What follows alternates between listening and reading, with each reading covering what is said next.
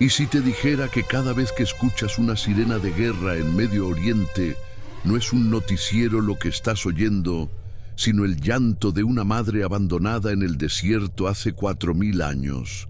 Lo que ningún analista se atreve a decirte es que esta guerra no nació en una sala de negociaciones, ni en los pasillos fríos de ninguna ONU. Nació en la oscuridad de una tienda de campaña, una noche donde un hombre tomó una decisión que partiría a la humanidad en dos mitades que aún hoy se están desangrando. Esta noche vas a entender por qué ningún tratado de paz ha funcionado, por qué ninguno funcionará jamás, y por qué los líderes que hoy ordenan lanzar misiles no están consultando estrategas militares, sino textos escritos en pergamino antes de que existiera cualquier nación moderna. Prepárate, porque lo que estás a punto de descubrir no te lo van a contar en ningún telediario. Cuando prendes la televisión y ves los rastros de fuego cruzando el cielo nocturno sobre ciudades que llevan milenios siendo disputadas, tu cerebro moderno busca automáticamente una explicación lógica. Los expertos hablan de zonas de influencia, de acuerdos nucleares rotos, de petróleo, de fronteras mal trazadas por imperios que ya no existen. Y durante años, repetición tras repetición, nos convencieron de que el conflicto que hoy sacude al mundo es un problema del siglo XX, una disputa nacida en los escritorios de burócratas con corbata. Esa es la mentira más grande y más cómoda de nuestra época. Lo que está ocurriendo en Medio Oriente no tiene nada que ver con tratados modernos. En su médula más profunda, esto es un pleito de herencia, un litigio de sangre y fuego entre dos visiones del mundo que creen, con absoluta certeza, ser las únicas elegidas del Creador del universo.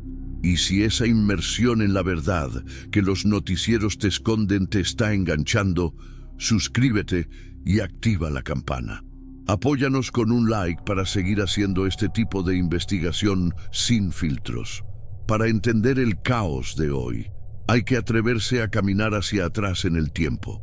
Mucho antes de que existieran los estados, las constituciones o las religiones organizadas tal como las conocemos ahora. Imagina un mundo dominado por el silencio y la arena, donde las únicas leyes eran las del desierto implacable, y los únicos mapas eran las estrellas sobre tu cabeza. En ese escenario crudo y místico, un solo hombre recibió una promesa que cambiaría el destino de la especie humana. Una alianza sobrenatural que le garantizaba descendencia tan incontable como los granos de arena bajo sus pies, tierras fértiles que emanarían abundancia y la bendición exclusiva e irrevocable del dueño del universo. Pero toda promesa de esa magnitud aplastante carga con un peso que la mente humana difícilmente soporta. Y fue exactamente esa fragilidad humana, con sus miedos, sus dudas y su desesperación ante el tiempo que se agota, lo que terminó fracturando ese pacto perfecto, creando una bifurcación en la historia de la cual la humanidad nunca se ha podido recuperar. El pecado original de esta historia no fue morder ninguna fruta prohibida, fue la impaciencia. Fue el intento humano y desesperado de forzar el calendario del destino cuando la biología parecía haberse cerrado para siempre. De ese único momento de debilidad ocurrido en la penumbra de una tienda nómada en medio de la nada, nacieron dos ramas de un mismo árbol milenario. Dos hijos que crecerían sabiendo que merecían la misma herencia divina, pero condenados a descubrir tarde o temprano que esa herencia no podía dividirse. Desde ese instante, cada texto sagrado escrito a mano, cada templo levantado hacia el cielo y cada guerra proclamada en nombre de Dios en esa región del mundo, lleva el eco de aquel primer hogar destrozado. Y hoy, miles de años después de que la arena borrara esas huellas originales, esos mismos ecos resuenan en forma de drones suicidas y discursos de aniquilación total. lo que nos deja con la pregunta que debe mantenerte en vilo durante todo este recorrido. ¿Qué fue exactamente lo que se rompió aquella noche? ¿Quiénes fueron los protagonistas de ese primer gran drama familiar? ¿Y por qué ninguna negociación humana podrá jamás reparar un daño que dos civilizaciones enteras creen que fue escrito por la mano misma del Creador? Para comprender la profundidad de la tormenta que hoy sacude al planeta, tenemos que remontarnos al corazón mismo de la antigüedad. Mucho antes de que las fronteras de Medio Oriente fueran trazadas con pólvora y sangre, viajemos a la antigua Mesopotamia, a una ciudad próspera y ruidosa donde los mercados rebosaban de especias, metales y vidas humanas vendidas como mercancía. Una ciudad dominada por enormes estructuras de ladrillo que desafiaban el cielo y por una multitud de dioses esculpidos en piedra que exigían adoración constante. En medio de ese caos de ídolos y rituales, un hombre vivió algo que desafiaba toda lógica de su tiempo. No escuchó a los sacerdotes en sus templos ni buscó señales en los astros como era costumbre. Escuchó una voz, una sola, única y abrumadora voz, que le exigió cometer lo que para cualquier habitante de esa época era un suicidio: abandonarlo todo y caminar hacia lo desconocido. La orden era radical: dejar la tierra de su familia, la seguridad de sus murallas y la comodidad de lo conocido para marchar hacia una tierra que le sería revelada en el camino. Sin mapa, sin garantías, solo una promesa de una magnitud insondable. Y él obedeció. Caravanas de tiendas de pelo de cabra, rebaños enteros y la fe ciega de un hombre que dejó atrás su pasado para construir el futuro de millones, cruzaron el desierto hacia la tierra de Canaán. Al llegar, el pacto se selló bajo un cielo nocturno sin contaminación lumínica, en el silencio absoluto de la madrugada. La entidad divina lo invitó a salir y le dio una instrucción que resonaría por milenios. Mira los cielos y cuenta las estrellas si puedes contarlas. Así de incontable sería su descendencia. A esa promesa se sumó la entrega perpetua de una tierra entera, un título de propiedad cósmico que miles de años más tarde se convertiría en el argumento central de quienes hoy aprietan los botones de lanzamiento en instalaciones militares subterráneas.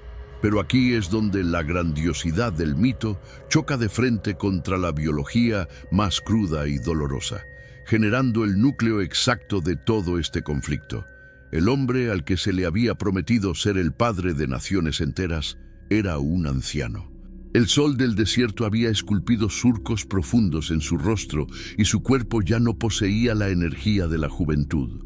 Y para empeorar la situación, su esposa, la mujer que había compartido ese exilio voluntario y que debía dar a luz a reyes y profetas, era estéril. La promesa divina comenzaba a parecerse a una tortura psicológica. Los meses pasaban, las estaciones cambiaban los colores de las colinas de Canaán y el vientre de su esposa permanecía vacío. El silencio de una tienda sin el llanto de un heredero era ensordecedor. La duda, ese veneno silencioso y corrosivo, comenzó a filtrarse. ¿Cómo podía cumplirse un pacto tan colosal cuando la muerte se acercaba y no había una sola gota de sangre nueva para heredar la tierra prometida? Fue esa tensión insoportable entre lo prometido y lo que la realidad dictaba, la que empujó a la pareja al límite. Y esa presión acumulada los llevó a tomar una decisión precipitada, un atajo desesperado que introduciría en esta historia a un tercer personaje y encendería una mecha destinada a explotar miles de años después, en medio del Medio Oriente. El silencio que puede aplastarte más que cualquier tormenta de arena es el de una tienda nómada cuando carga el peso de una profecía sin cumplir. Para la esposa del patriarca, cada luna que pasaba sin concebir un hijo no era solo una tragedia íntima, era un fracaso cósmico. En el implacable mundo del Medio Oriente antiguo, la esterilidad no era simplemente una condición médica, era casi una maldición, una barrera infranqueable que despojaba a la mujer de su honor y su lugar dentro del clan. Imagínate la tortura de saber que tu esposo fue elegido por el Creador del universo para ser el padre de naciones enteras y que tú eres el único obstáculo físico que impide que esa promesa se haga realidad. Esa angustia silenciosa, masticada noche tras noche bajo el cielo estrellado de Canaán, fue transformándose en una desesperación fría y calculadora.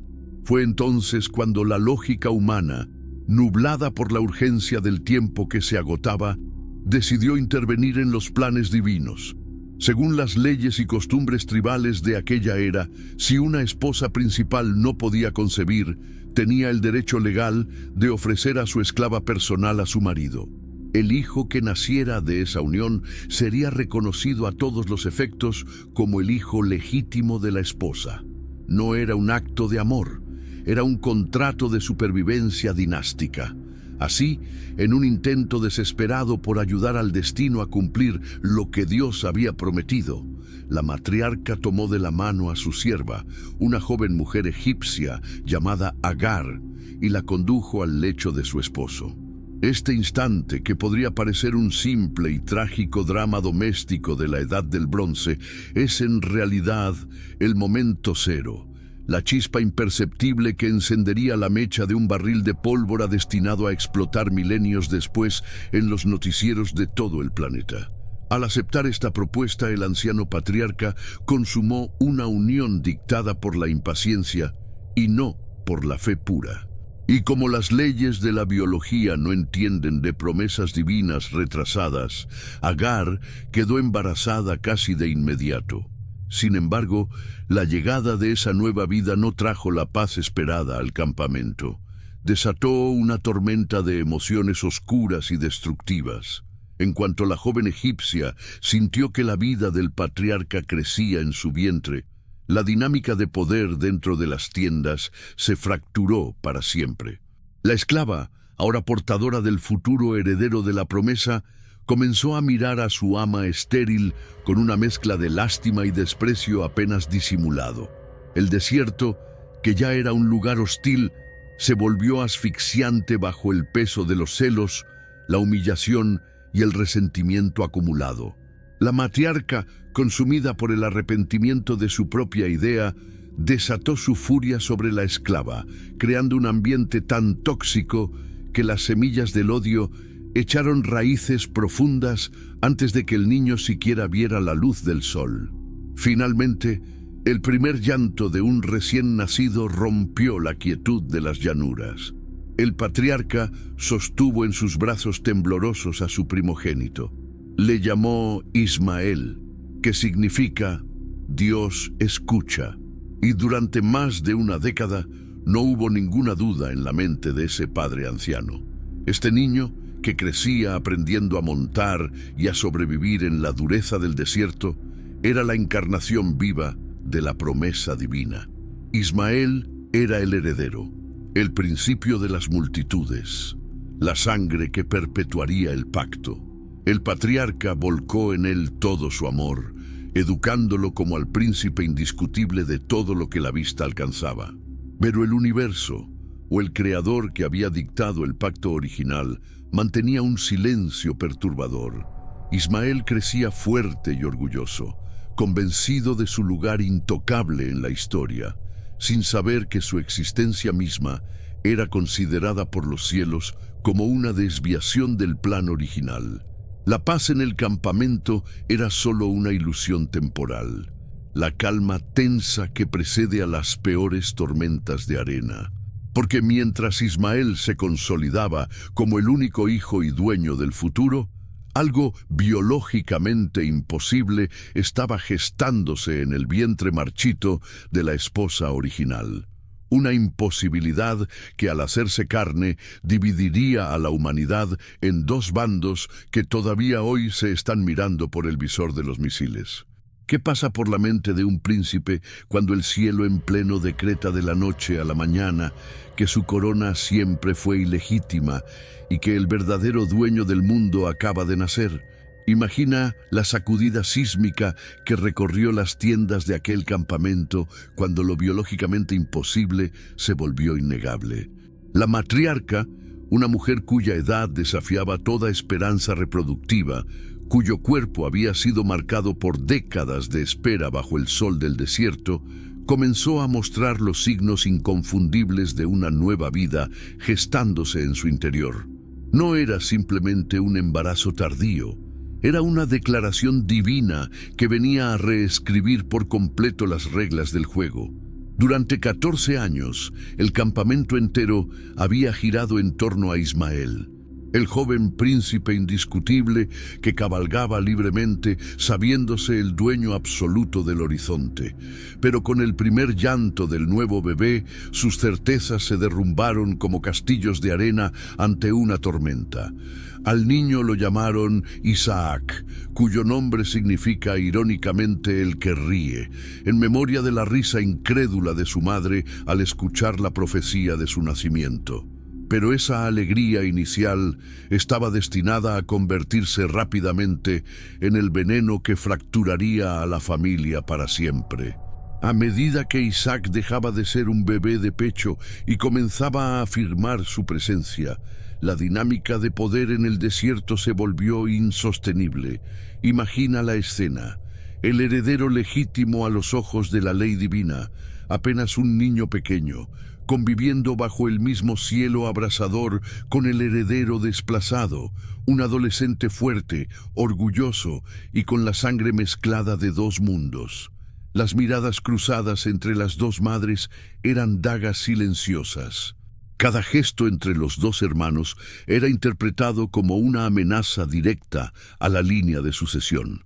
El punto de quiebre no ocurrió en un campo de batalla, ocurrió en una fiesta. Durante la celebración del destete del pequeño Isaac, la matriarca observó a Ismael jugando o burlándose de su hermano menor. Los textos antiguos difieren en la interpretación exacta de ese momento, pero el resultado fue un veredicto implacable. Movida por un instinto de protección feroz y una crueldad calculada para asegurar el monopolio de la herencia, exigió al patriarca lo impensable. Le ordenó, con palabras que todavía resuenan como el primer grito de guerra de toda esta historia: echa a esta esclava y a su hijo, porque el hijo de esta esclava no heredará con mi hijo. Era una sentencia de muerte envuelta en ropa de exilio. Para el patriarca, el peso de esas palabras fue devastador. Amaba profundamente a Ismael. Lo había criado, le había enseñado a sobrevivir, había volcado en él la esperanza de toda una vida antes del milagro tardío. Sin embargo, en medio de su angustia nocturna, la misma voz que lo había sacado de Mesopotamia volvió a hablarle. Le ordenó que escuchara a su esposa y que desterrara a su propia carne, asegurándole que también haría una gran nación del hijo expulsado. Y así, en la penumbra fría de la madrugada, antes de que el sol expusiera la brutalidad de lo que estaba haciendo, el padre preparó el equipaje del exilio. No hubo grandes caravanas, ni guardias, ni provisiones abundantes para asegurar el futuro de su primogénito. En uno de los actos de traición familiar más crudos de la historia, el hombre más rico de la región le entregó a la mujer que había compartido su lecho y al hijo que llevaba su sangre apenas un poco de pan y un odre de agua, arrojándolos al desierto implacable. Imagina a esa madre y a su hijo adolescente caminando sin rumbo bajo un sol que aplasta, viendo cómo el único hogar que conocían se reducía a un punto en el horizonte hasta desaparecer.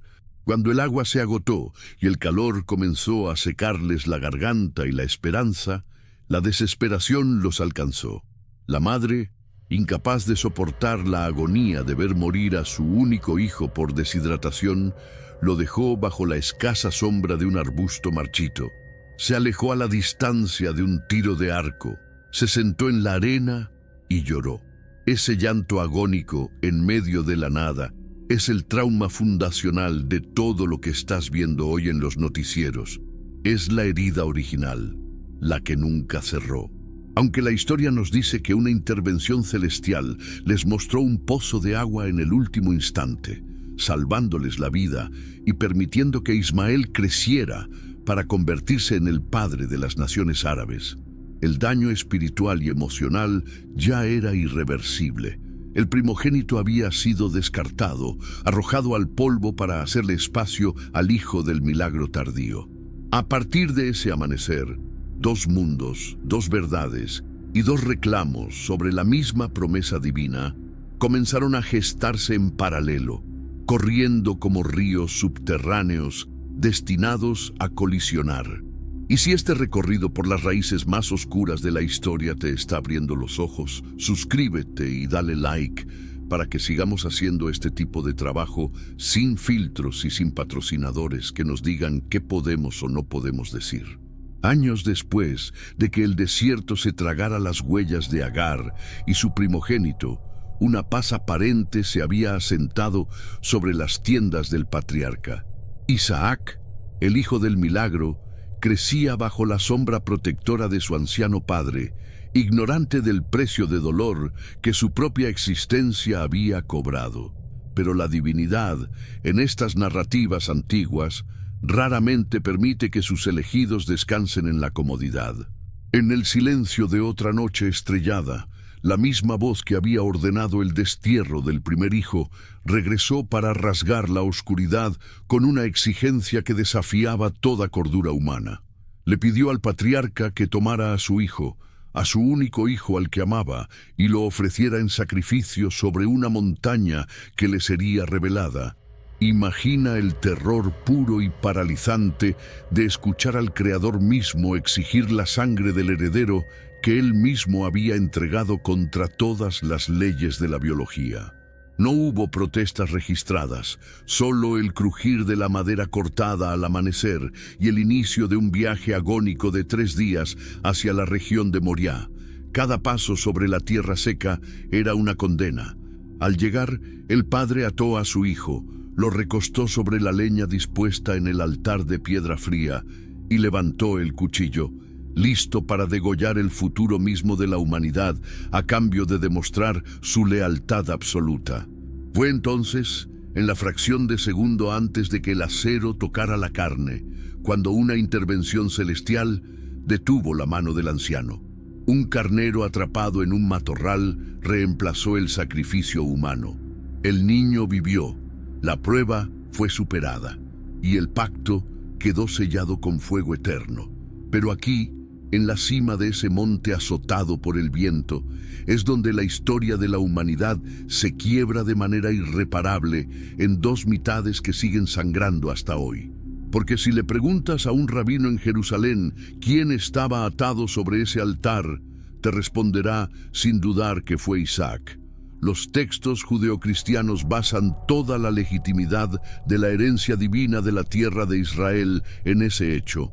Isaac fue el elegido supremo, el hijo dispuesto al sacrificio final. Pero cruza ahora la frontera invisible de la fe. Entra en cualquier mezquita del mundo y abre el Corán.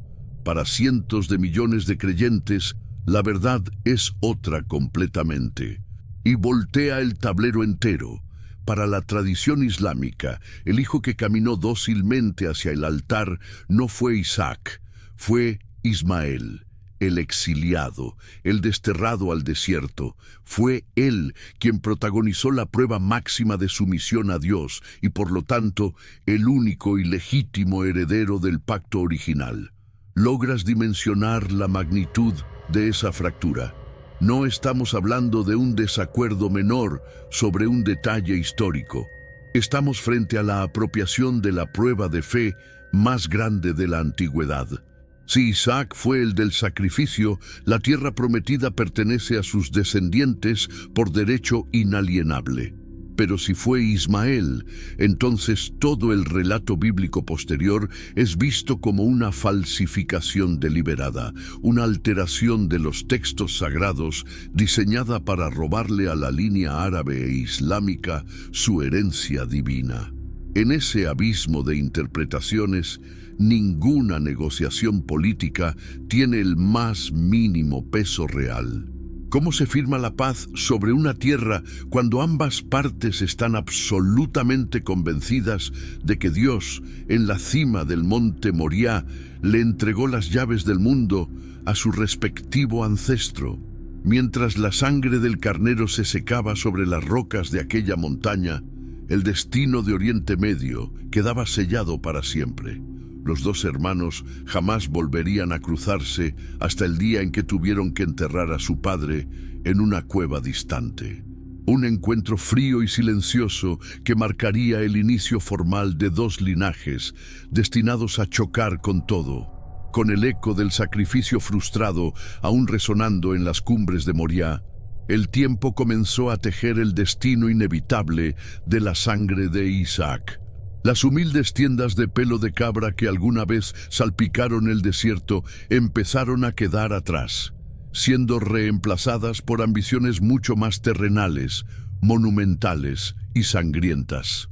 La semilla del Hijo del Milagro, el que había sobrevivido el altar de piedra, se multiplicó, formando a fuego y espada una identidad que reclamaría cada palmo de la tierra prometida como suya por decreto divino.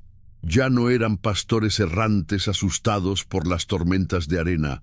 Se habían transformado en una confederación de 12 tribus aguerridas, unidas por la convicción de que el antiguo pacto celestial les otorgaba la propiedad exclusiva de ese territorio.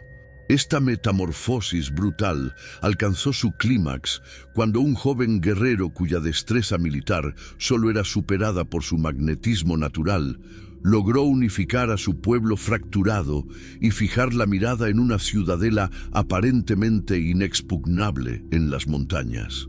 Al tomarla por asalto, este rey al que los textos antiguos recordarían para siempre como David, no solo conquistó un enclave estratégico, fundó el epicentro mismo de la disputa que hoy vemos arder en tiempo real. La bautizó Jerusalén y la convirtió en el corazón político y espiritual de un reino que se atrevía a desafiar a los imperios de la región. Pero la consolidación definitiva de esa herencia llegó con la siguiente generación.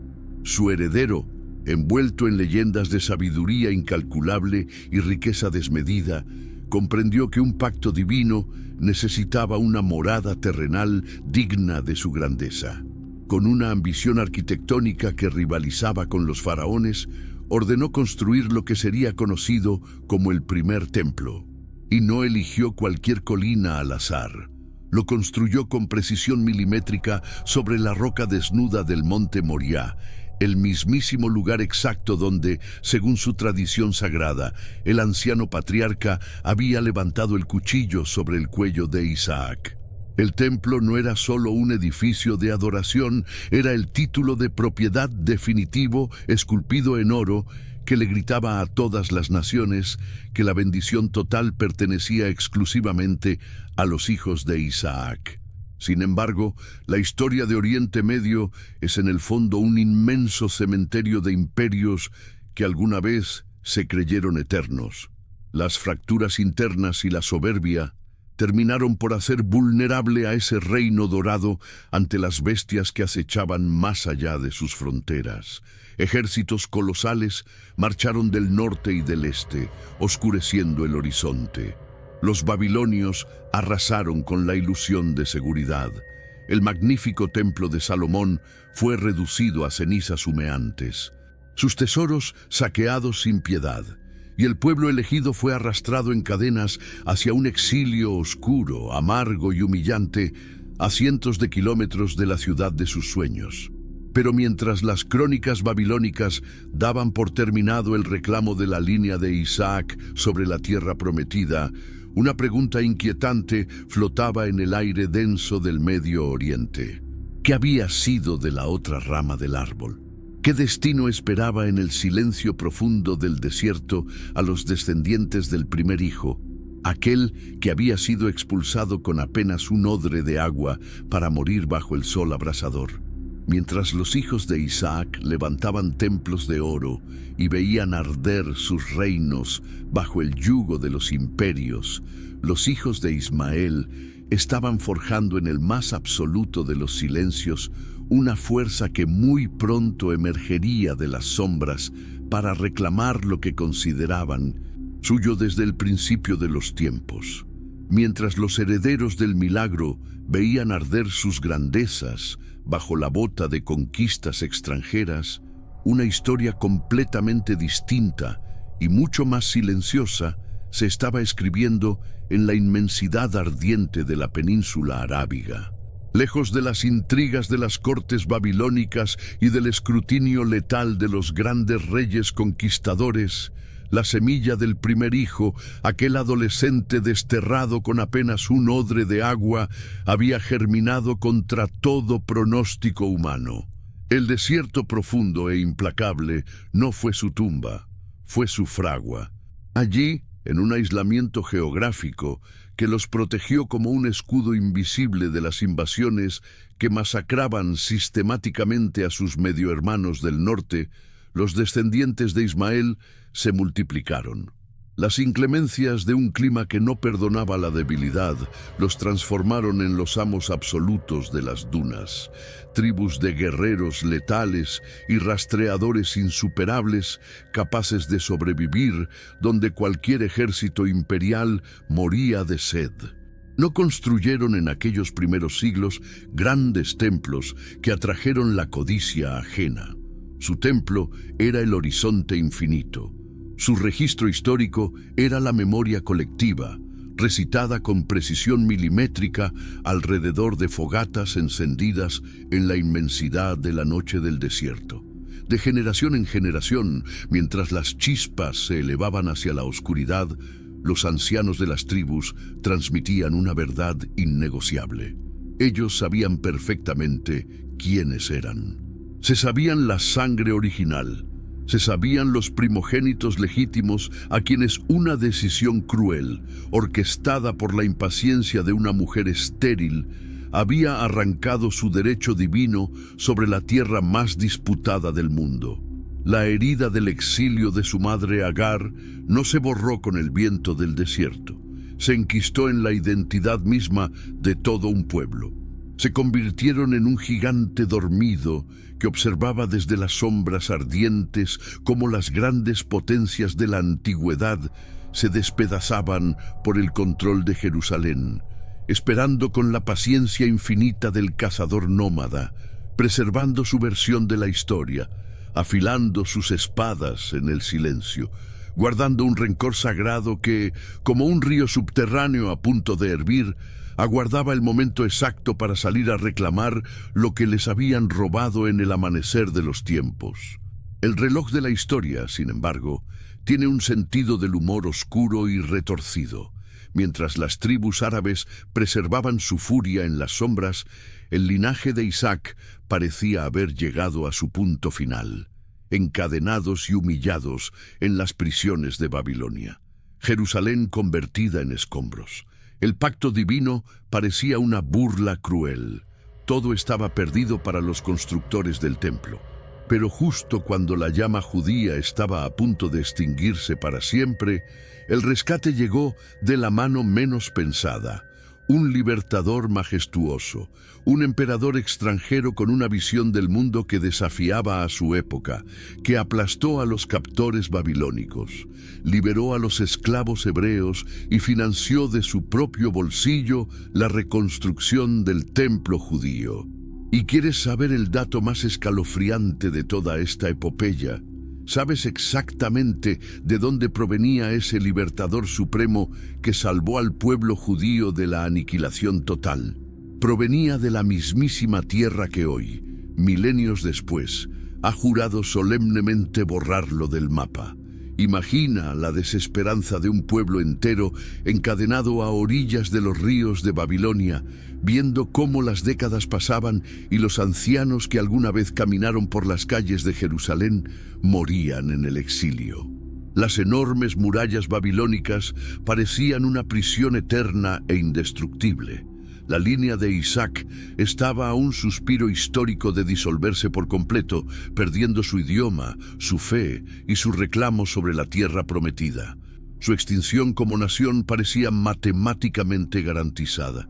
Y sin embargo, en uno de los giros más alucinantes que jamás haya presenciado la humanidad, la salvación no descendió de los cielos en forma de fuego. La liberación llegó marchando desde el este, envuelta en el polvo de miles de caballos de guerra y bajo el estandarte de un imperio que cambiaría las reglas del mundo antiguo. En el año 539, antes de nuestra era, la aparentemente invencible Babilonia cayó ante un monarca visionario y calculador cuya política de conquista era completamente opuesta a la brutalidad de sus predecesores. Este conquistador no arrasaba los templos de los pueblos sometidos ni arrastraba a sus dioses en el lodo. Al contrario, los restauraba. Su nombre resonaría a través de los milenios como sinónimo de liberación y grandeza bélica. Ciro el Grande. Al entrar triunfante en la capital del mundo antiguo, Ciro emitió un decreto sin precedentes. Ordenó que todos los pueblos cautivos fueran liberados, que se les devolvieran sus tesoros sagrados y que se les proporcionaran los recursos para regresar a sus tierras de origen, a reconstruir sus santuarios. Para los exiliados hebreos, esto no fue interpretado como una simple estrategia política, fue visto como la mano directa del Creador moviéndose sobre el tablero geopolítico. Ciro fue aclamado en los textos sagrados judíos con el título supremo de El Ungido, el instrumento divino elegido para devolverle la vida a la línea de Isaac. Y gracias a la riqueza y la protección militar de este monarca extranjero, decenas de miles de exiliados emprendieron el arduo viaje de regreso para levantar el segundo templo sobre las ruinas exactas del primero, en la cima del disputado Monte Moriah. La promesa volvía a latir con fuerza, pero detente un segundo y deja que tu mente absorba la colosal ironía de este evento histórico. Porque si rasgamos el velo del tiempo y traducimos la geografía antigua a los mapas que hoy vemos arder en los noticieros, descubrimos una verdad que te dejará sin aliento. Ciro el Grande no era griego, ni romano, ni árabe. Ciro el Grande fue el emperador de Persia. Sí, el antiguo imperio persa. La misma tierra, las mismas montañas, los mismos valles y la misma identidad territorial que hoy conocemos como la República Islámica de Irán. El mayor y más letal enemigo existencial que tiene el Estado de Israel en nuestro siglo, la nación cuyos líderes actuales juran solemnemente borrarlo del mapa, es geográficamente la misma nación que hace 2500 años lo rescató de la extinción total. Los persas fueron los grandes salvadores físicos y financieros del judaísmo. Sin el decreto y el oro de lo que hoy es Irán, Jerusalén jamás habría sido reconstruida y la historia de la herencia de Isaac habría terminado en los canales oscuros de Babilonia. Es una paradoja tan monstruosa y retorcida que la diplomacia moderna es incapaz de procesarla. ¿Cómo es posible entonces que esa relación histórica de salvación y coexistencia se haya transformado en un odio tan profundo, sagrado e irreconciliable? ¿En qué momento exacto el imperio que devolvió a los judíos a su tierra prometida decidió que esos mismos judíos no tenían derecho a existir en ella? Para encontrar el eslabón perdido de esa transformación, debemos avanzar en el tiempo, dejar atrás la majestuosidad de los reyes persas y sumergirnos nuevamente en el silencio abrasador del desierto profundo. Porque mientras el segundo templo se elevaba en Jerusalén bajo protección persa, los herederos desterrados de Ismael seguían esperando su momento. Y ese momento llegaría en el siglo VII, cuando un solo hombre saldría de las cuevas de Arabia con un mensaje que no solo encendería al mundo entero en llamas, sino que reescribiría el pasado, declarando que la historia de Isaac era una inmensa mentira y reclamando el pacto divino de vuelta para los hijos de la arena. Mientras el segundo templo brillaba bajo el sol de Jerusalén y los imperios de Occidente y Oriente se desangraban en guerras interminables, la vasta y misteriosa península arábiga permanecía sumida en un aparente letargo. Las grandes potencias ignoraban casi por completo aquel océano de arena hirviente, considerándolo un territorio sin valor estratégico. Sin embargo, en la quietud de ese aislamiento, la estirpe del hijo desterrado había sobrevivido forjando un carácter indomable. Aunque habían caído en el politeísmo, guardaban en lo más profundo de su memoria colectiva la leyenda de su patriarca original. Era un recuerdo borroso, cubierto por el polvo de los milenios, pero que estaba a punto de ser desenterrado con una fuerza cataclísmica. Todo comenzó a principios del siglo VII en una ciudad comercial próspera, rodeada de montañas áridas donde el calor distorsionaba el horizonte. Allí, un hombre profundamente perturbado por la decadencia moral de su pueblo, tomó la costumbre de aislarse en el silencio de una cueva en lo alto de una montaña.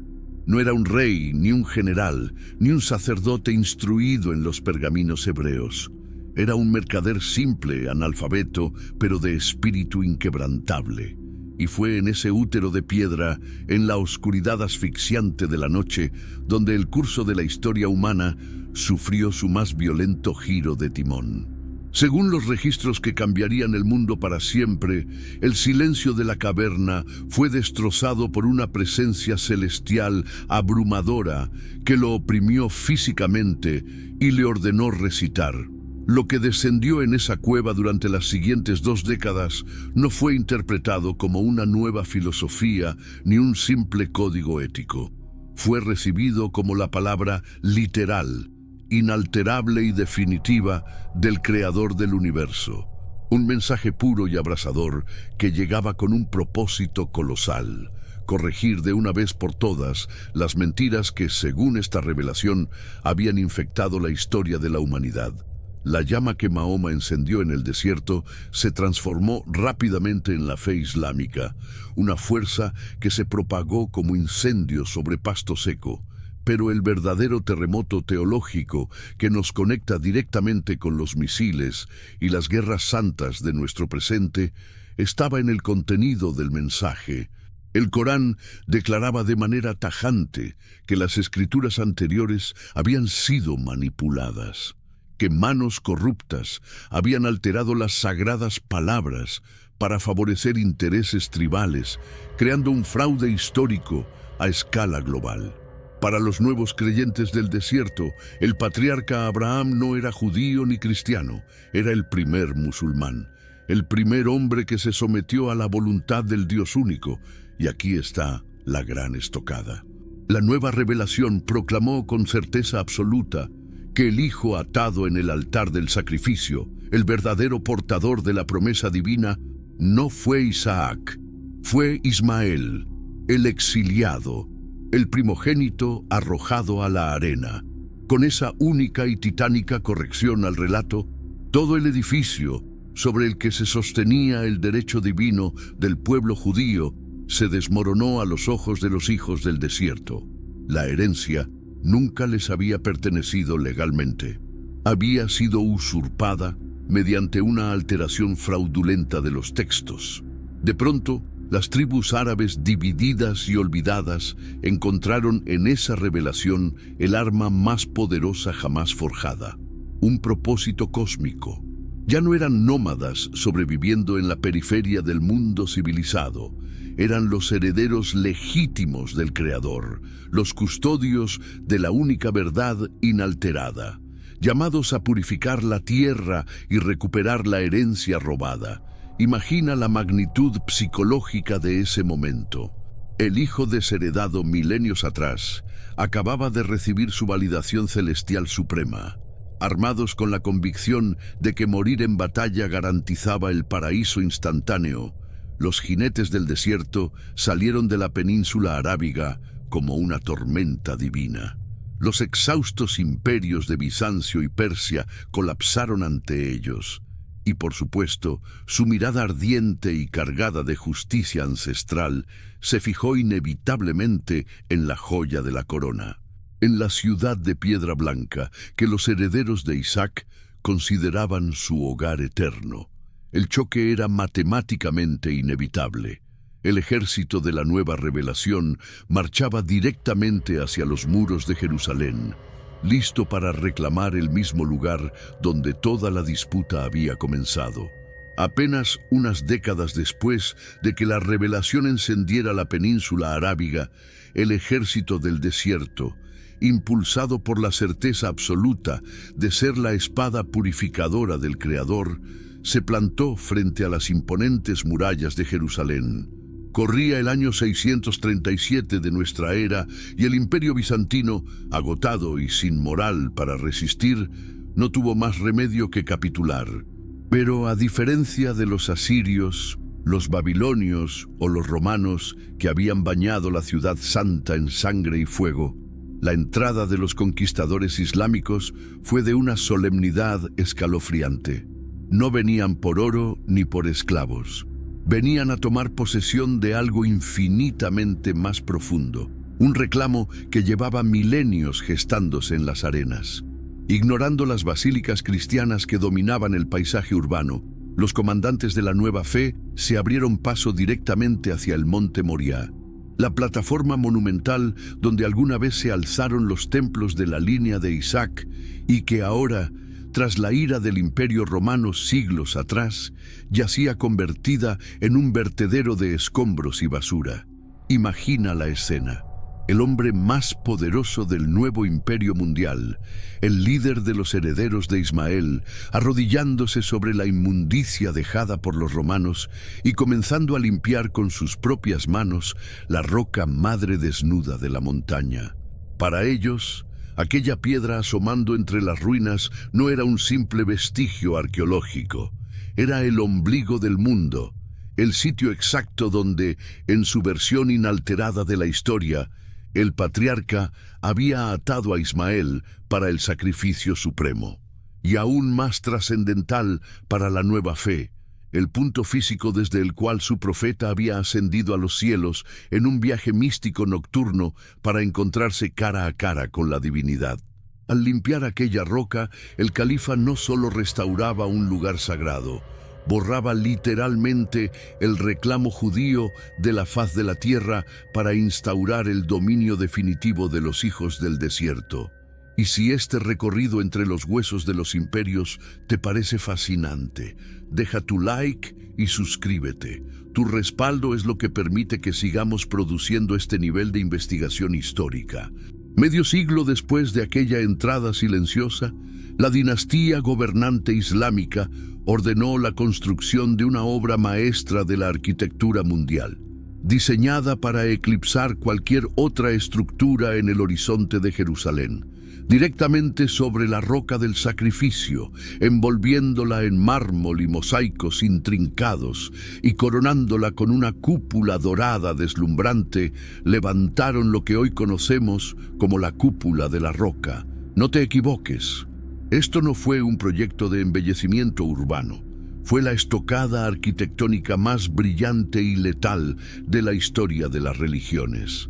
Al colocar su santuario de oro exactamente sobre las ruinas del Santo de los Santos, el lugar donde alguna vez habitó el Arca de la Alianza, el Islam plantó una bandera inamovible en el metro cuadrado más disputado del universo. Fue un mensaje visual, teológico y político transmitido a los cielos y a las naciones de la tierra. El antiguo pacto de Isaac ha caducado. La era de los hijos de Ismael ha comenzado. El título de propiedad de la Tierra Santa ha sido transferido. Desde ese momento y durante los siguientes 13 siglos se forjó la imagen más trágica y cargada de tensión que sobrevive hasta nuestros días. Los descendientes del Hijo del Milagro, despojados de su templo y dispersos por el mundo, solo podían regresar a llorar apoyando sus frentes contra los enormes bloques de piedra del muro de contención. el famoso Muro de los Lamentos. Mientras tanto, a escasos metros por encima de sus cabezas, bajo la sombra de la cúpula dorada, los herederos del desterrado Ismael se postraban en completa sumisión, sabiéndose los dueños de la cumbre. Un solapamiento físico abrumador, dos mundos irreconciliables, forzados a compartir la misma herida abierta en la roca. Una coexistencia helada que bajo el letargo de los grandes imperios medievales parecía mantenerse bajo control, pero que escondía bajo sus cimientos un polvorín dispuesto a explotar con una violencia nunca antes vista cuando el pueblo judío decidiera que era hora de volver a casa. Con la cúpula dorada brillando bajo el sol implacable de Jerusalén, el Medio Oriente entró en una fase de letargo engañoso. La historia del drama entre Isaac e Ismael, el conflicto cósmico de las dos sangres enfrentadas por una promesa divina, pareció quedar sepultado bajo el peso de la rutina imperial. Durante los siglos siguientes, la región se convirtió en un inmenso tablero de ajedrez donde dinastías ascendían y colapsaban. La historia presenció la brutal irrupción de las cruzadas, ese sangriento paréntesis donde caballeros europeos, cubiertos de hierro, intentaron arrebatarle la tierra a los herederos del desierto para reclamarla en nombre de una tercera fe, lavando las calles de piedra con la sangre de musulmanes y judíos por igual. Pero el desierto, con su infinita paciencia, siempre termina reclamando lo suyo. Las cruces fueron derribadas, los ejércitos europeos expulsados, y finalmente una sombra gigantesca y estabilizadora se extendió sobre toda la geografía del conflicto. El Imperio Otomano gobernó la región con mano de hierro durante 400 largos años. Bajo los sultanes turcos, una extraña ilusión de paz descendió sobre los callejones de Jerusalén. Si caminaras por sus calles empedradas al caer la noche, escucharías el llamado a la oración mezclándose suavemente en el aire frío con los susurros de los eruditos judíos recitando la Torá frente al Muro de los Lamentos. Eran vecinos, comerciaban especias en los mismos mercados, bebían agua de las mismas cisternas milenarias. Para cualquier observador externo, la guerra santa del fin del mundo parecía un mito ridículo. Pero no te dejes engañar por el silencio de los sables enfundados. Bajo las cenizas de la vida cotidiana, el fuego de la herencia robada seguía ardiendo con una intensidad aterradora. Los herederos de Ismael, arraigados en sus casas con patios de piedra y huertos de olivos, se sentían seguros en su posesión absoluta. Pero al mismo tiempo, esparcidos por los rincones más oscuros del planeta, sobreviviendo a persecuciones y masacres, los descendientes de Isaac jamás olvidaron el pacto estrellado. Cada año, al finalizar sus cenas sagradas de Pascua, alzaban sus copas y pronunciaban un juramento que desafiaba a la realidad misma. Un susurro cargado de milenios. El próximo año en Jerusalén. Y mientras el Imperio Otomano comenzaba a desmoronarse por su propia vejez y corrupción, las finas capas de ceniza que ocultaban ese fuego originario empezaron a volarse con el viento.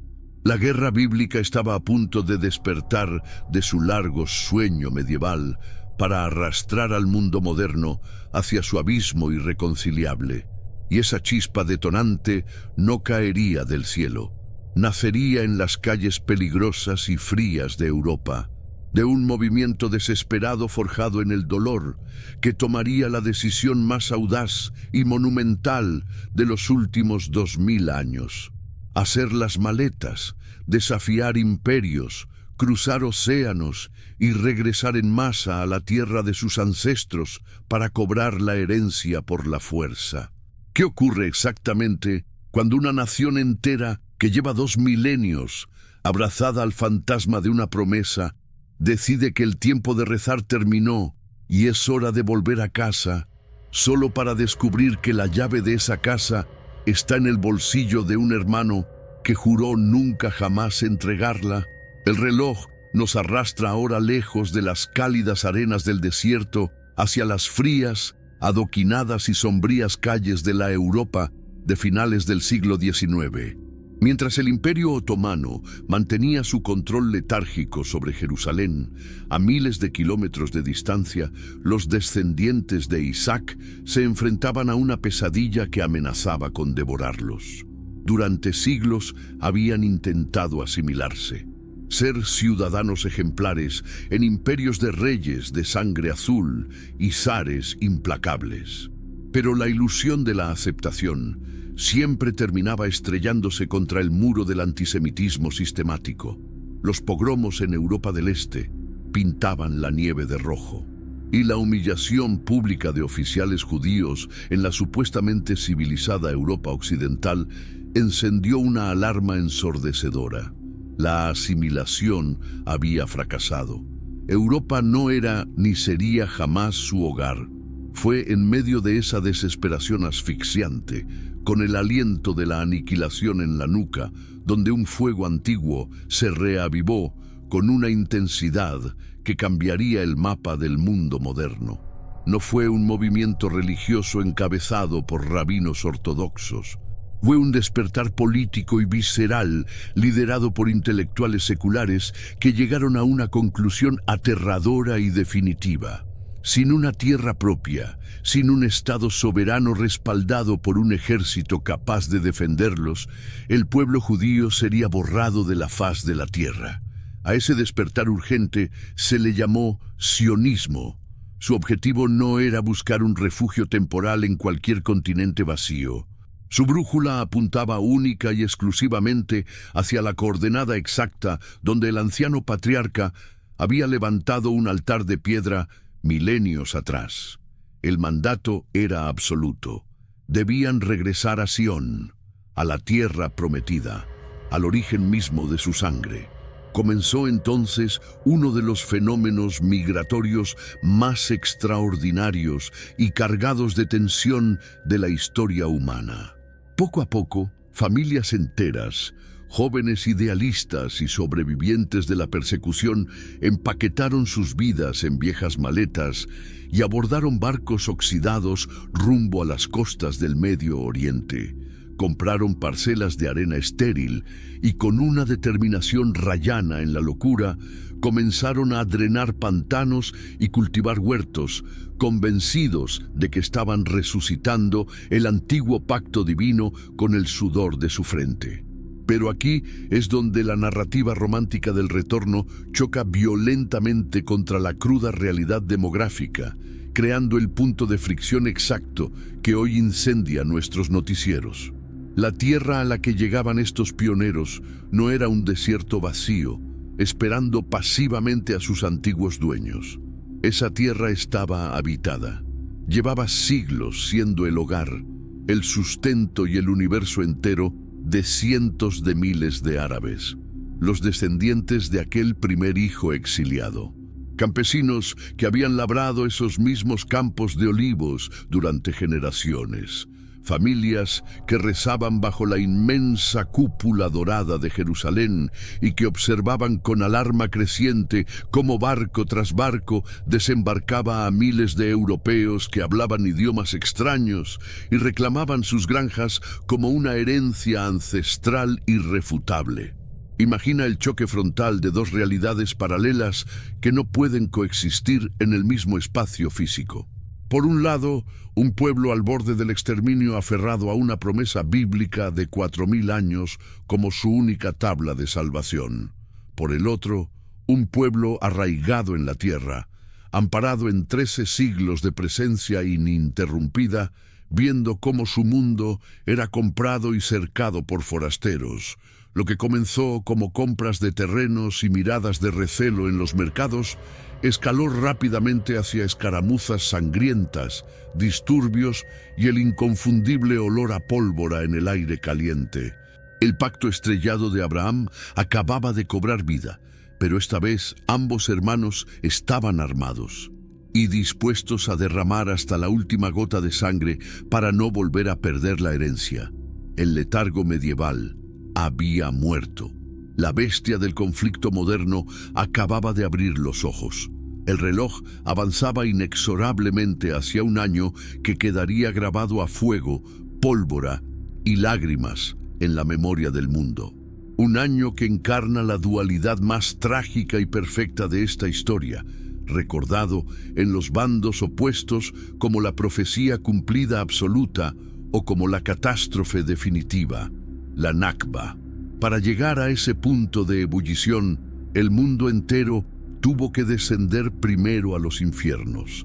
Las atrocidades de la Segunda Guerra Mundial y el exterminio sistemático de 6 millones de judíos en los campos de concentración europeos aceleraron el reloj del destino.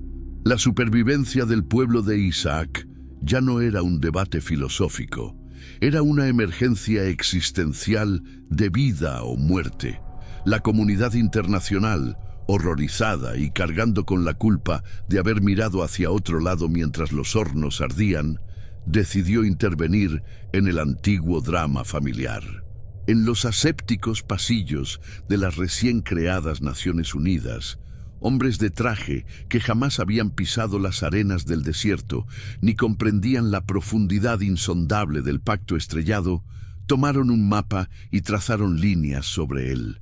Intentaron lo imposible: dividir con escuadra y cartabón una tierra que 2 pueblos consideraban indivisible por decreto celestial.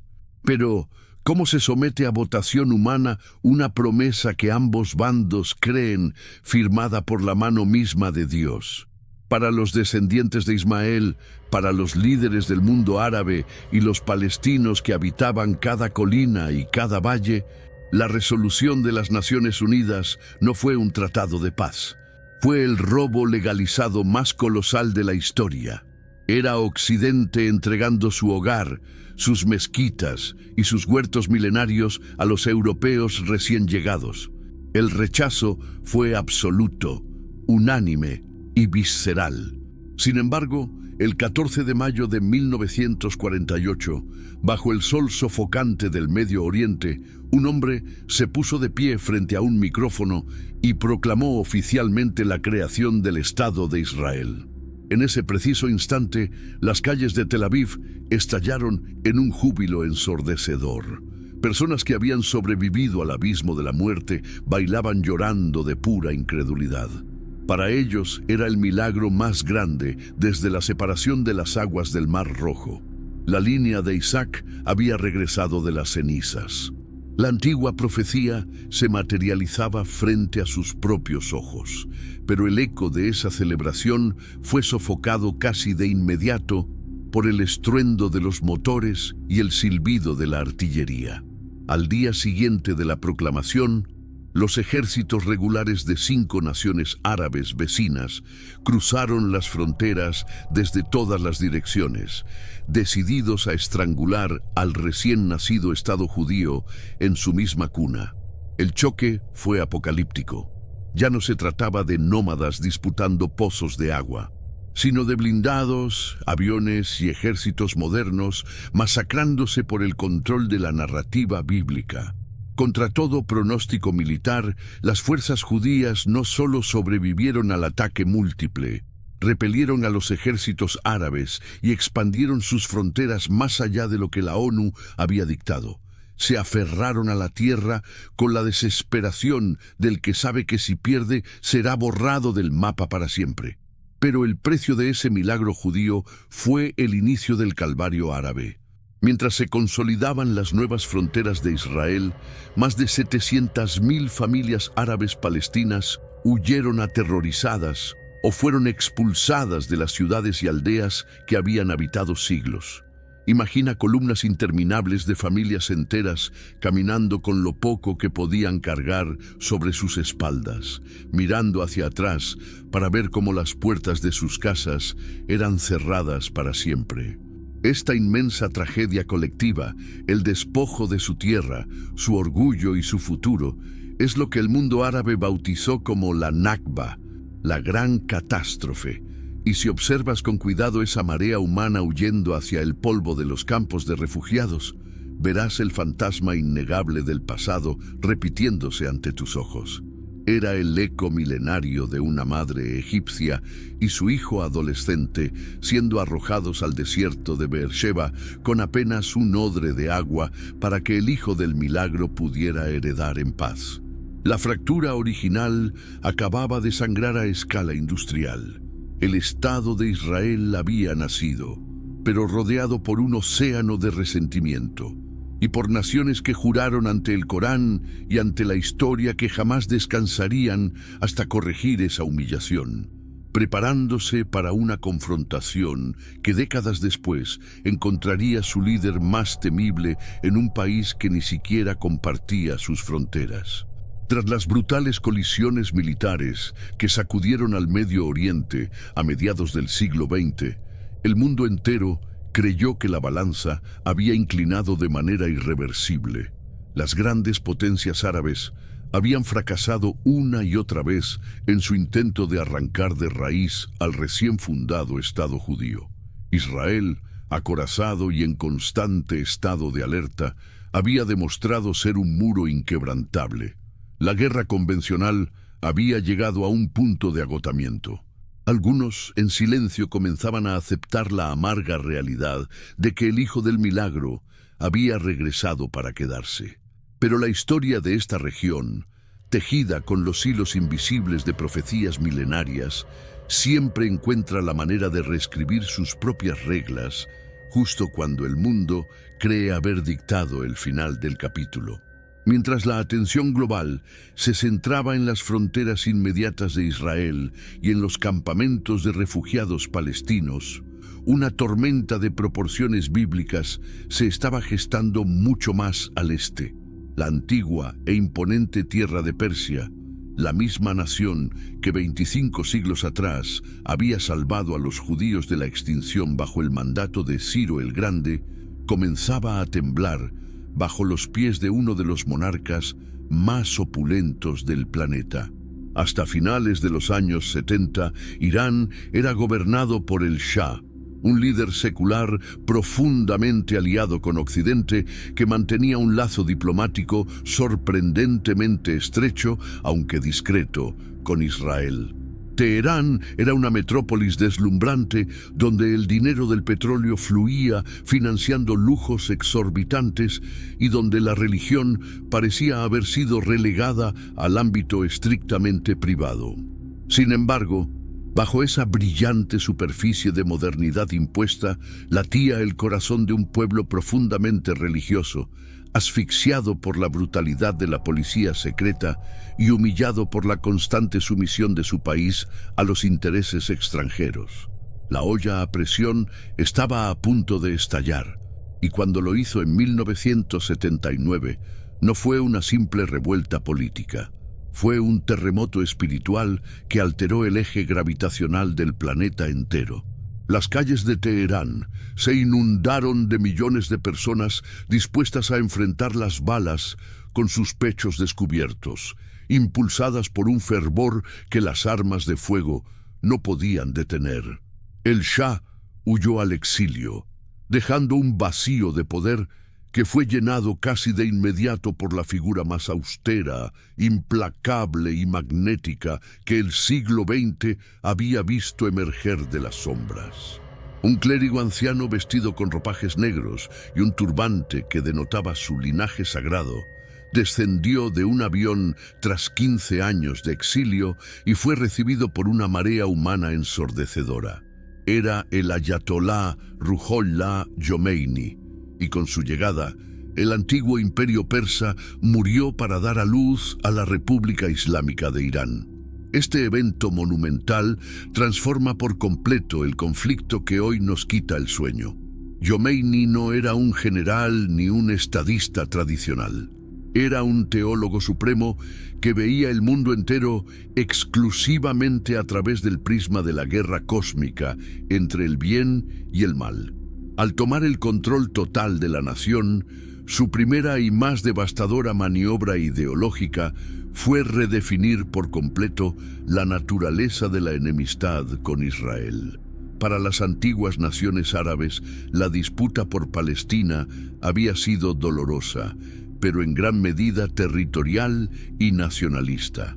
Jomeini destruyó ese paradigma.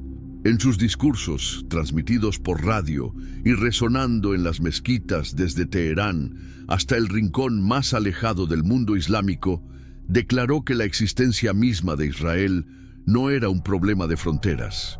Era un cáncer teológico injertado en el corazón del territorio musulmán por las potencias occidentales. De repente, una nación que no es árabe, que no comparte ni un centímetro de frontera con Israel y que está separada por más de 1000 kilómetros de desierto y montañas, adoptó la destrucción del Estado judío como su razón de ser constitucional y divina.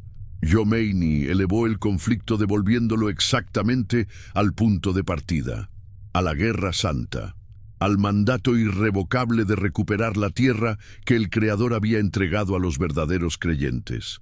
Rebautizó a Israel como el pequeño Satán y decretó que liberar Jerusalén no era una opción política, era un deber ineludible para cualquier musulmán que deseara la salvación de su alma. La antigua disputa entre los herederos de Isaac e Ismael acababa de ser apropiada e impulsada por la maquinaria entera de un estado rico en petróleo y obsesionado con el martirio. Pero Jomeini sabía perfectamente que enviar ejércitos iraníes a través de varios países para chocar de frente con el acorazado militar israelí era un suicidio estratégico. Necesitaban otra forma de librar esta guerra sagrada, una forma más oscura, sutil y letal, que se infiltrara como veneno en las fronteras del enemigo sin dejar huellas directas. Y así, en el silencio de las cámaras subterráneas de Teherán, los nuevos líderes del país comenzaron a forjar los eslabones de una cadena de fuego que terminaría por asfixiar a todo el Medio Oriente. Y antes de revelar cómo esa cadena de fuego se extendió por el mundo, suscríbete y apóyanos con un like. Cada interacción nos da la fuerza para seguir iluminando las zonas más oscuras de la historia que nadie más se atreve a contar. El triunfo de la revolución en las calles de Teherán no solo decapitó a una monarquía milenaria, fracturó por completo las reglas de juego que habían regido al Medio Oriente durante décadas. Para entender la magnitud de esa transformación, hay que observar una paradoja fascinante. Los iraníes no son árabes, no son descendientes biológicos de las tribus del desierto a las que pertenecía Ismael. Son herederos del antiguo y orgulloso linaje persa. Durante milenios habían mantenido su propia identidad, su propio idioma y una profunda rivalidad cultural con el mundo árabe. Sin embargo, Jomeini era un visionario implacable que comprendió que para exportar su revolución y convertirse en el líder indiscutible de todo el mundo islámico, necesitaba una causa suprema que trascendiera las razas, los idiomas y las fronteras modernas. Necesitaba apoderarse del agravio más profundo y doloroso de la región. Y no había herida más sangrante y unificadora que la pérdida de Jerusalén a manos de los hijos de Isaac. En un movimiento maestro de ingeniería teológica y geopolítica, Jomeini tomó la bandera de la causa palestina y la arrancó de las manos de los políticos y generales árabes que a sus ojos habían fracasado miserablemente por ser corruptos y poco devotos. Elevó la lucha a una dimensión puramente espiritual.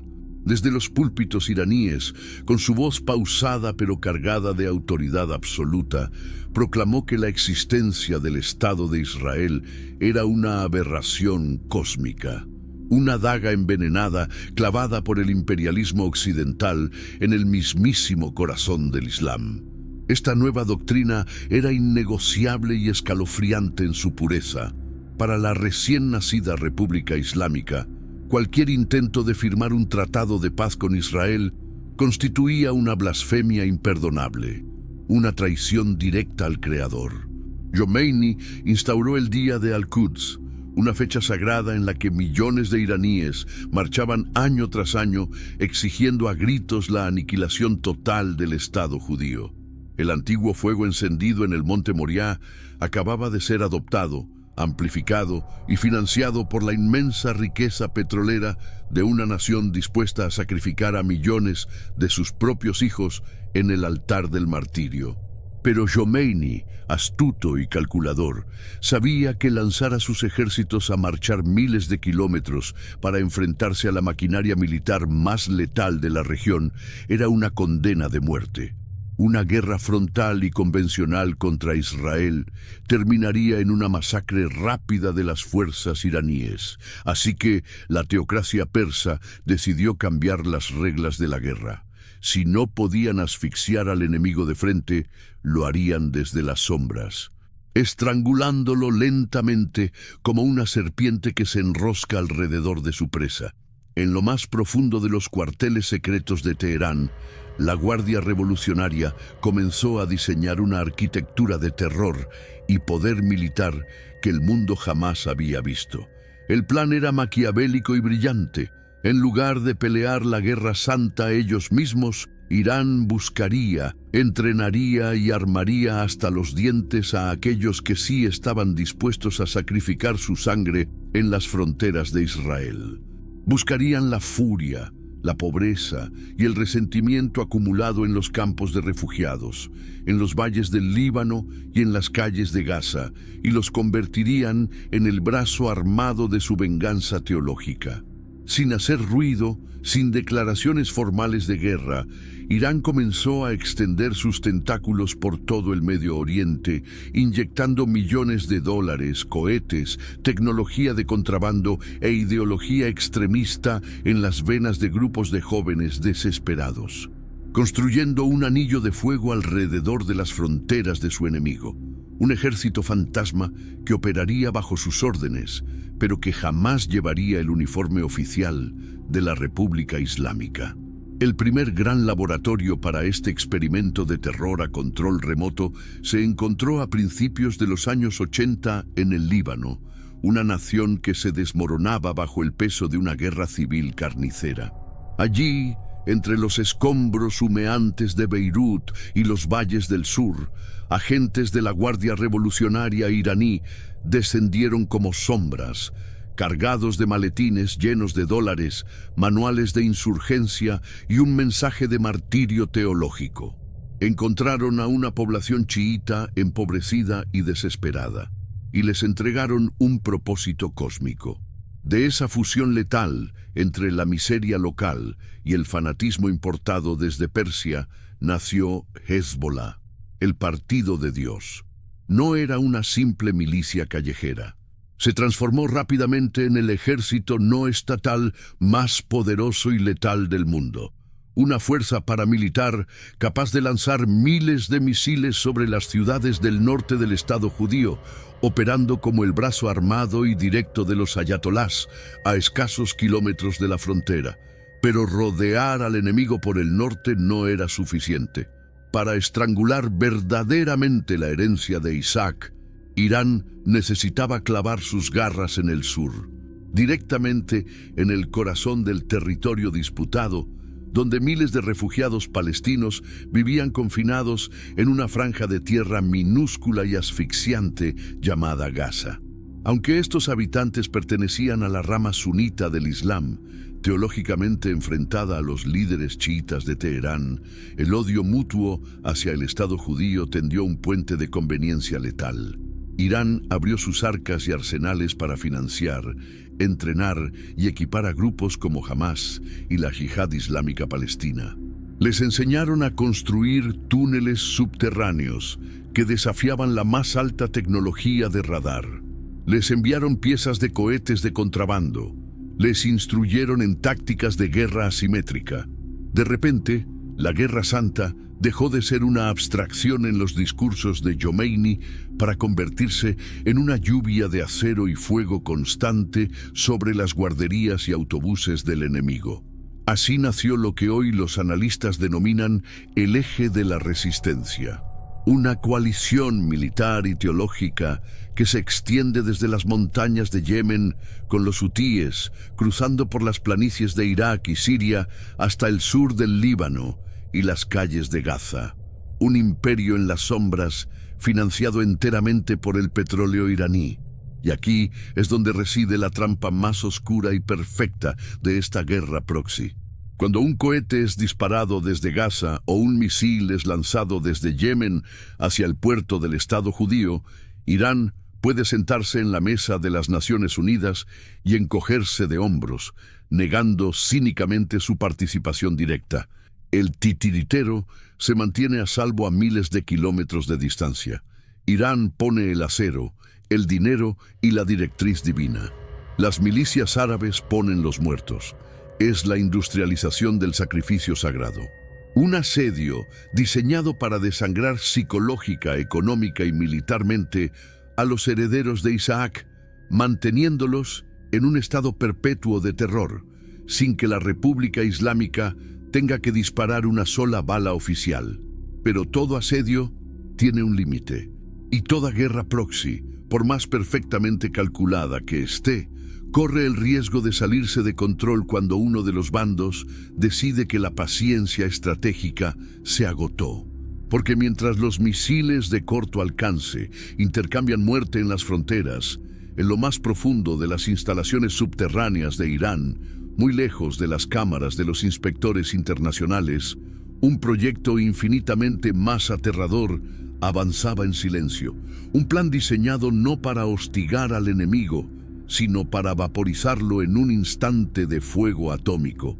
¿Qué sucede cuando el régimen que ha jurado en nombre de Dios borrarte de la faz de la tierra está a un giro de tuerca de conseguir el arma del fin del mundo? Mientras los cielos de las fronteras se iluminan con las estelas de cohetes artesanales y las sirenas antiaéreas rasgan el silencio de la noche, una amenaza infinitamente más fría, silenciosa y definitiva se gestaba a miles de kilómetros del campo de batalla visible. Porque todo el terror desatado por las milicias no dejaba de ser, en la gran escala de la historia, una serie de heridas superficiales, sangrantes y dolorosas, sí, pero incapaces de borrar de un solo golpe al Estado de Israel del mapa. Los líderes supremos en Teherán, observando el tablero desde sus palacios, siempre lo supieron. Para cumplir verdaderamente el mandato teológico de aniquilar al pequeño Satán y recuperar la herencia robada, necesitaban el fuego de los dioses. Necesitaban cruzar el umbral hacia el arma del fin del mundo. Imagina descender cientos de metros bajo la roca dura de las montañas de Zagros, en el corazón geográfico de Irán, lejos del alcance de los radares y blindadas bajo capas de concreto reforzado que desafían a las bombas convencionales más destructivas del planeta. Miles de centrífugas plateadas girando a velocidades supersónicas, día y noche, en un zumbido monótono, purificando uranio gota a gota, átomo a átomo. La República Islámica avanzaba inexorablemente hacia la capacidad de construir una bomba atómica. Para el régimen de los ayatolás, ese programa no es simplemente una herramienta de disuasión política. En las mentes de sus facciones más extremas es la espada definitiva, el instrumento cósmico necesario para inclinar la balanza de la Guerra Santa para siempre. Y aquí es donde la geopolítica tradicional se rompe en pedazos y nos asomamos al abismo más aterrador de este conflicto. Durante la Guerra Fría, el mundo no estalló gracias a la doctrina de la destrucción mutua asegurada. Estados Unidos y la Unión Soviética no apretaron el botón nuclear porque ambos líderes amaban la vida terrenal de sus imperios más de lo que odiaban al enemigo. Pero, ¿qué sucede cuando introduces el fuego atómico en una ecuación donde uno de los bandos ha elevado el martirio a la categoría de arte divino? Para la teología chiita radical que gobierna Irán, el fin de los tiempos y el regreso del Redentor profetizado, el Mahdi, están ligados a un cataclismo global. En esa visión apocalíptica, perder a millones de ciudadanos propios podría ser considerado un sacrificio glorioso si el premio final es la aniquilación total del Estado judío y el cumplimiento de la profecía ancestral.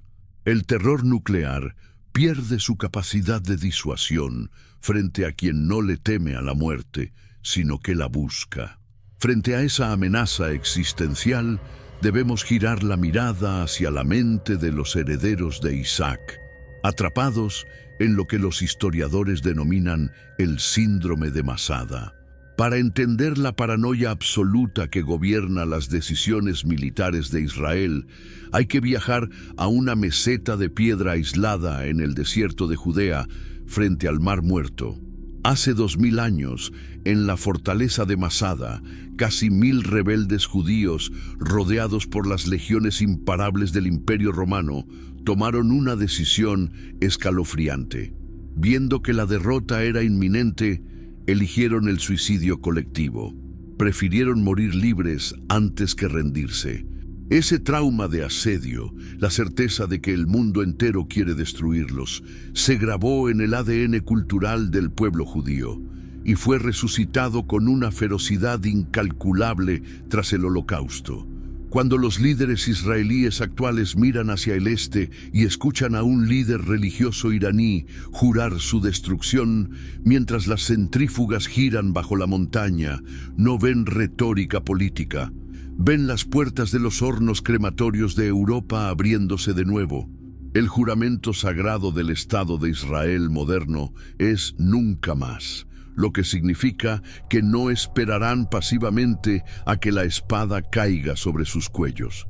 Están dispuestos a desatar un infierno preventivo sobre la tierra antes de permitir que sus enemigos adquieran el poder de borrarlos de la historia. Esta colisión es el reloj de arena más peligroso del planeta. Por un lado, una teocracia dispuesta a arriesgar su propia existencia para cumplir una venganza milenaria. Por el otro, una nación hipermilitarizada que posee su propio arsenal nuclear no declarado y que sufre de una paranoia existencial justificada por milenios de persecución. Cuando estas fuerzas se miran a los ojos a través de un misil balístico, la diplomacia se vuelve una ilusión absurda. Israel sabe que no puede permitir que Irán tenga la bomba. Irán sabe que Israel hará lo que sea para detenerlos. Y como un ataque militar abierto a las instalaciones subterráneas iraníes desataría la Tercera Guerra Mundial, los herederos de Isaac no tuvieron otra opción que llevar esta guerra santa a la oscuridad absoluta. Estaba a punto de comenzar la cacería más silenciosa y letal de nuestro siglo. Una guerra librada sin uniformes, donde los virus informáticos destruyen instalaciones invisibles y donde los científicos más brillantes de Persia comienzan a morir en las calles de Teherán a plena luz del día, víctimas de fantasmas que nunca dejan rastro. Cuando dos naciones se encuentran atrapadas en un callejón donde un ataque militar abierto significa desatar el apocalipsis sobre sus propias cabezas, las reglas del combate se transforman de una manera escalofriante. La guerra ya no se libra bajo la luz del sol, se sumerge en la oscuridad más absoluta. Se convierte en un juego de fantasmas, de espejos rotos y de dagas envenenadas, donde el campo de batalla son las calles congestionadas de una capital enemiga o las líneas invisibles de código en una computadora sellada bajo tierra. Frente a la imposibilidad de bombardear las montañas de Zagros sin consecuencias catastróficas, los herederos de Isaac tomaron una decisión implacable. Si no podían destruir el programa atómico iraní desde el aire, lo desangrarían desde adentro, hombre por hombre, átomo por átomo.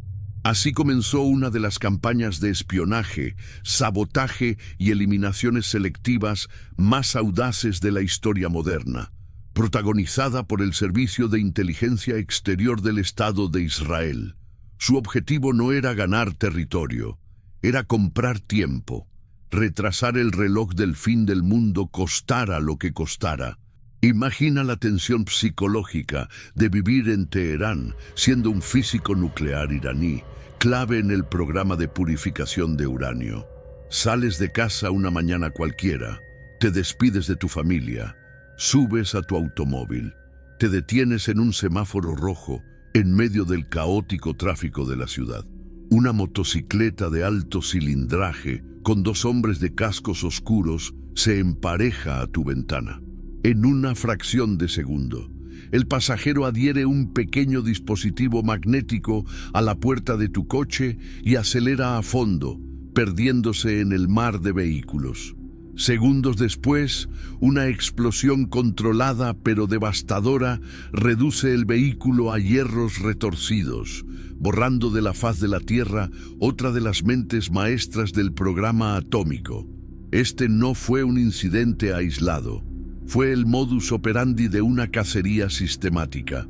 En las calles de Teherán, a plena luz del día, los cerebros detrás de las centrífugas comenzaron a caer uno por uno, víctimas de escuadrones de la muerte que entraban y salían del país más vigilado del mundo como si fueran brisas de viento. La humillación para la todopoderosa Guardia Revolucionaria era incalculable. El enemigo no solo estaba a miles de kilómetros de distancia, ya estaba dentro de su casa, respirando en su cuello, demostrando que ninguna fortaleza podía proteger a quienes intentaran forjar el arma del fin de los tiempos. Y cuando los asesinatos obligaron a Irán a esconder a sus científicos en búnkeres de máxima seguridad, la guerra de las sombras evolucionó hacia algo aún más aterrador y sin precedentes. Si no podían matar a los hombres, matarían a las máquinas. A principios de la década de 2010, en las entrañas de la instalación de enriquecimiento de uranio de Natanz, rodeada de alambre de espino y baterías antiaéreas, las centrífugas comenzaron a fallar de manera catastrófica y misteriosa. Sus motores aceleraban hasta desgarrarse o se detenían en seco, arruinando meses de trabajo. Los ingenieros iraníes estaban perplejos. Los monitores mostraban que todo funcionaba a la perfección, mientras a sus espaldas la maquinaria se autodestruía físicamente.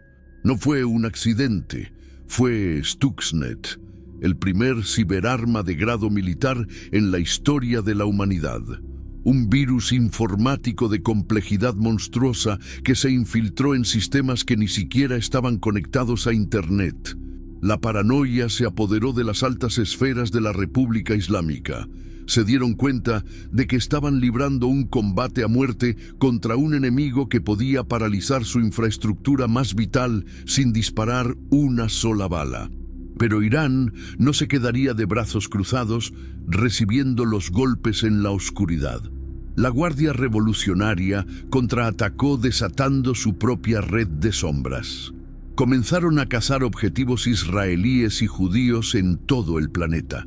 Atentados con bombas en centros comunitarios a miles de kilómetros del Medio Oriente. Turistas acribillados en autobuses vacacionales. Embajadas convertidas en escombros. Ataques cibernéticos masivos diseñados para colapsar los sistemas de agua y electricidad en Tel Aviv. Era un juego de ajedrez demencial. Una danza macabra y clandestina que se extendía por los 5 continentes. Ambos bandos bailaban sobre el filo de una navaja, intercambiando golpes mortales por debajo de la mesa, convencidos de que estaban ganando la guerra santa sin provocar la ira de una guerra total. Pero este equilibrio del terror era una ilusión frágil. Una olla a presión que acumulaba milenios de odio y promesas divinas no puede ser contenida eternamente en las sombras. Estaba matemáticamente destinado a ocurrir un error de cálculo. Un cruce de líneas rojas que obligaría a los 2 titanes a quitarse las máscaras y enfrentarse a cara descubierta. El momento en que los fantasmas desaparecerían y el cielo nocturno del Medio Oriente se iluminaría con el fuego directo del apocalipsis. Durante décadas, el letal equilibrio del terror se mantuvo agazapado en las sombras. Una guerra de fantasmas, de intermediarios y sabotajes milimétricos, donde la sangre derramada raramente manchaba directamente las manos de los líderes supremos en Teherán o en Jerusalén. Pero ninguna danza macabra sobre el filo de una navaja puede durar para siempre. Todo cambió cuando la impaciencia militar destrozó las reglas no escritas del juego clandestino. Un ataque fulminante e inesperado golpeó el corazón mismo de la soberanía y la diplomacia militar iraní en el extranjero, eliminando a altos mandos estratégicos de la Guardia Revolucionaria en un instante de fuego, acero y escombros. Para la férrea teocracia persa, los orgullosos defensores del honor islámico y custodios de la herencia de Ismael, ese golpe ya no podía ser respondido con el silencio de las sombras. La humillación pública exigía una respuesta a escala bíblica. El líder supremo tomó la decisión que Occidente llevaba medio siglo temiendo. Era la hora de quitarse la máscara. Irán iba a golpear directamente al Estado judío, nación contra nación, lanzando todo el peso de su ira desde su propio territorio soberano. Recuerda la imagen con la que comenzó este recorrido. Esa promesa divina hecha bajo un cielo estrellado e inmenso, en el absoluto silencio del desierto de Canaán, donde a un anciano patriarca se le aseguró que su descendencia sería tan brillante e incontable como los astros. Milenios después de aquella noche originaria, ese mismo espacio aéreo se iluminó de nuevo de manera aterradora. Pero esta vez no fueron estrellas fugaces ni promesas de vida las que cruzaron la oscuridad, sino la furia mecánica de cientos de drones suicidas, misiles de crucero de vuelo rasante y colosales misiles balísticos lanzados masivamente desde las mesetas áridas de Persia, rasgando la estratosfera del Medio Oriente directamente hacia la tierra de Isaac. Fue un evento sin precedentes en la historia de la civilización moderna. Un instante en el que el tiempo pareció detenerse. Por primera vez, la Guerra Santa dejó de utilizar a las milicias desesperadas como escudos y carne de cañón. Los motores a reacción rugieron sobre los cielos desérticos de Irak y Jordania, trazando arcos de fuego letal visibles a simple vista. Y mientras esa lluvia incesante de muerte descendía sobre Jerusalén, Tel Aviv y las bases militares en el desierto del Negev, la maquinaria defensiva más avanzada y paranoica del planeta despertó de golpe. El cielo nocturno se transformó instantáneamente en un campo de batalla de ciencia ficción. Interceptores hipersónicos y escudos de alta tecnología chocando violentamente contra la espada teológica de los ayatolás, creando explosiones ensordecedoras en la alta atmósfera que caían como lluvia de brasas milenarias. En esos minutos que parecieron eternos, en medio de una asfixia y terror global paralizante, las dos ramas separadas de aquel primer árbol genealógico roto se miraron por fin a los ojos sin intermediarios. La sangre del exiliado y la sangre del hijo del milagro, intercambiando fuego a miles de kilómetros de distancia, dispuestos a iniciar la aniquilación mutua por reclamar el título de propiedad definitivo sobre una porción de arena y piedra milenaria. El planeta entero contuvo la respiración, pero más allá del despliegue tecnológico de aquella madrugada, esa noche de fuego directo en los cielos hizo algo mucho más profundo. Destruyó la última e ingenua ilusión diplomática que le quedaba a las potencias de Occidente. Nos demostró con una brutalidad innegable que este conflicto existencial jamás podrá resolverse con firmas en documentos dentro de los pasillos asépticos de las Naciones Unidas. Y es precisamente esa imposibilidad absoluta, esa barrera infranqueable para cualquier tratado redactado por manos humanas, el oscuro abismo al que debemos asomarnos ahora, para comprender de una vez por todas por qué la supervivencia del mundo pende de un hilo que se rompió irreparablemente hace 4000 años. Cuando el humo de los misiles balísticos se disipa y los cielos recuperan su engañosa calma nocturna, el mundo entero vuelve a cometer el mismo y trágico error de cálculo. Encendemos nuestras pantallas y vemos a líderes mundiales vestidos con trajes impecables, sentados en majestuosas mesas de caoba en capitales lejanas. Los vemos firmar extensos acuerdos de cese al fuego, estrecharse las manos frente a los flashes de las cámaras y hablar con voz grave sobre fronteras seguras, resoluciones y concesiones territoriales. Nos venden la reconfortante ilusión de que la paz es simplemente un enorme rompecabezas diplomático al que solo le faltan un par de piezas correctas para encajar perfectamente. Pero si has llegado hasta aquí en este recorrido, ya conoces la verdad impactante y perturbadora que hace que todos esos tratados de papel no valgan más que la arena que el viento arrastra en el desierto. El gran mito que ha cegado a la humanidad contemporánea es creer que este choque titánico es un conflicto de naturaleza puramente política. Nos negamos sistemáticamente a aceptar que no se puede someter a votación humana un territorio que ambas partes creen de manera absoluta y literal que fue entregado directamente por la mano del creador del universo. Piensa en esto con total frialdad. La diplomacia tradicional funciona a la perfección cuando dos naciones disputan recursos físicos, rutas comerciales, barriles de petróleo o kilómetros de tierra cultivable. Puedes negociar el acceso al agua, puedes dividir una montaña a la mitad, puedes establecer zonas desmilitarizadas. Pero, ¿cómo te sientas en una mesa de caoba a negociar con Dios? Para los líderes de la línea de Isaac, la tierra que pisan, defienden y fortifican no es un simple botín de guerra. Es el cumplimiento exacto y matemático de la promesa que escuchó su patriarca original bajo un cielo estrellado en la antigüedad. Ceder el control de su nación o dividir su capital sagrada no es visto simplemente como un error estratégico. Es percibido como una traición directa al mandato divino que garantizó su supervivencia contra toda lógica histórica. Y en el lado diametralmente opuesto de este abismo irreconciliable, la maquinaria teocrática que lidera a los herederos de la sangre de Ismael se rige por una convicción igualmente inquebrantable.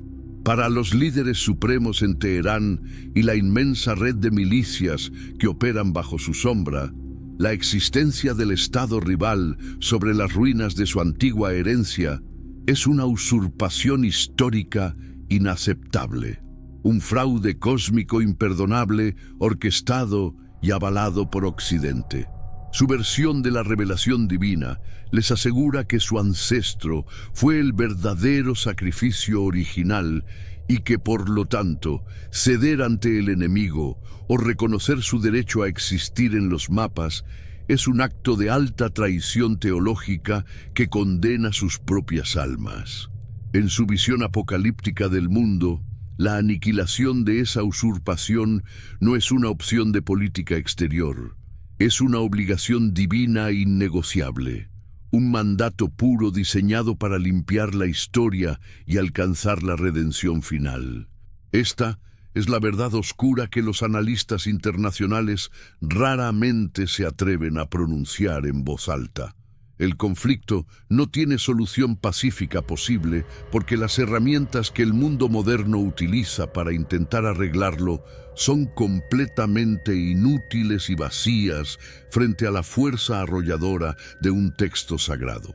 Ningún presidente, ningún embajador brillante y ningún consejo de seguridad tiene el peso o la autoridad para revocar un testamento que dos civilizaciones enteras creen que fue firmado con fuego por el dueño del universo hace 4000 años. Mientras las potencias globales sigan intentando aplicar curitas geopolíticas a una herida teológica que nunca cerró, la sangre seguirá fluyendo en la arena. Los misiles seguirán rasgando la noche y el reloj seguirá su implacable cuenta regresiva. Estamos frente a una guerra santa que la política humana no inició en el desierto y que la política humana, con absoluta certeza, jamás podrá terminar. Hemos viajado a través de milenios de polvo, imperios caídos y sangre derramada, buscando el origen exacto del fuego que hoy consume nuestros noticieros. Y al final de este recorrido, cuando todas las capas de geopolítica moderna, los frágiles tratados internacionales y los calculados discursos presidenciales se derrumban por su propio peso, lo único que queda en pie en medio de la inmensidad del Medio Oriente es la imagen desoladora de una familia rota en la antigüedad. Dos hermanos separados por la desesperación humana y por una promesa divina demasiado grande, absoluta y excluyente para ser compartida en paz. Isaac e Ismael. El hijo del milagro y el hijo del desierto. Condenados a mirarse a los ojos a través del visor de los misiles balísticos y los enjambres de drones suicidas, exigiendo a sangre y fuego una herencia que ninguno de los dos está dispuesto a soltar jamás. Lo que presencias hoy a través de las pantallas, los estallidos que pintan de naranja la noche sobre las ciudades fortificadas, el fanatismo ciego que impulsa a miles de hombres a marchar gustosos hacia una muerte segura, no es el resultado de un error diplomático o una disputa fronteriza de nuestro siglo. Es el eco ensordecedor e innegable del cuchillo que se levantó sobre el altar de piedra en la cima del monte Moriah. Es el llanto agónico de una madre exiliada muriendo de sed en el desierto de Beersheba. El conflicto entre la maquinaria militar de Israel y la teocracia extrema de Irán es, en su núcleo más oscuro, la tragedia familiar más antigua de la civilización humana, cobrando vida con tecnología del fin del mundo. Y así, bajo el mismo cielo estrellado, frío e inmenso que atestiguó aquel primer pacto original, las sirenas antiaéreas seguirán rasgando el silencio de la noche, recordándonos que hay heridas que el tiempo jamás podrá curar, sino que simplemente se encarga de armar hasta los dientes.